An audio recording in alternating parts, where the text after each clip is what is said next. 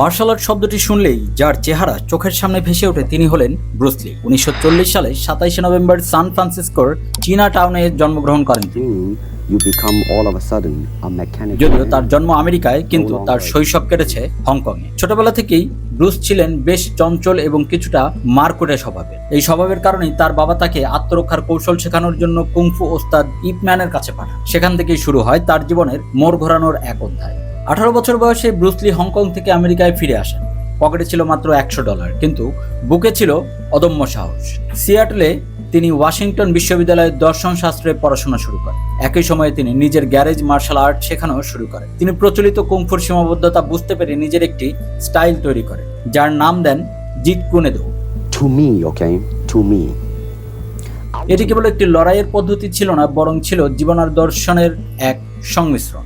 Bruce লির স্বপ্ন ছিল হলিউড জয় করা, কিন্তু সেই সময় এশীয় অভিনেতাদের জন্য হলিউডের দরজা ছিল প্রায় বন্ধ। দ্য গ্রিন হর্নেট সিরিজের ক্যাটো চরিত্র অভিনয় করে তিনি পরিচিতি পেলেও প্রধান চরিত্রের সুযোগ পাচ্ছিলেন। বর্ণবাদের শিকার হয়েও তিনি দমে যাননি। তিনি বিশ্বাস করতেন সবসময় নিজের উপর বিশ্বাস রাখো। হলিউডে কাজ না পেয়ে তিনি আবার হংকংয়ে ফিরে যান এবং সেখানে দ্য বিগ বস ও ফিস্ট অফ ফিউরি মতো সুপারহিট সিনেমা উপহার দেন।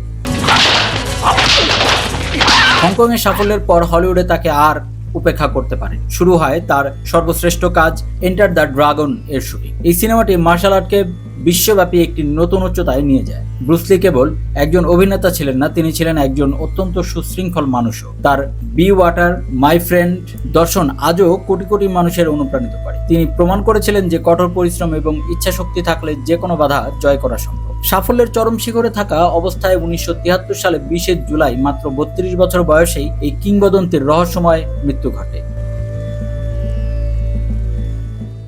এন্টার দ্য ড্রাগন মুক্তির মাত্র কয়েকদিনের আগেই তার চলে যাওয়া সারা বিশ্বকে স্তব্ধ করে দেয়। তার মৃত্যু নিয়ে আজও নানা বিতর্ক ও জল্পনা থাকলেও তার রেখে যাওয়া কাজ আর তাকে অমর করে রেখেছে। ব্রুস লি শিখিয়েছিলেন কিভাবে নিজের সীমানাকে ছাড়িয়ে যেতে হয়। তিনি চলে গেছেন ঠিকই, কিন্তু ড্রাগনের সেই গর্জন আজও মানুষের হৃদয়ে প্রতিধ্বনিত হয়।